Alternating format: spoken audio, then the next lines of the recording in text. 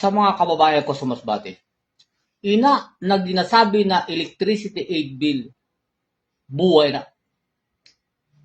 Noon pa man, dekada na nakalipas, nag-change administration na lahat-lahat.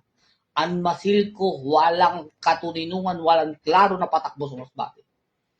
Pira na na administrasyon na nagbalwara mang gihapon si Nano, tapos magkakaroon pa ng electricity aid bill. Waray na, buhay na, buhay na. Buhay, dako-dako na nabuwa. Ayaw ko sa pagtuon.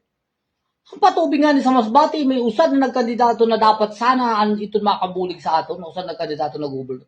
Ang iya nga ng tani unahon, ang patubig untani. Kay walang maayos na tubig na drinking water sa Masbate.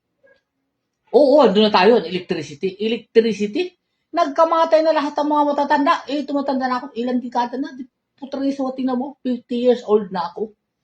Hindi ako naka-experience in 1 week sa Masbate City na dire-diretso ang ilaw within 24 hours.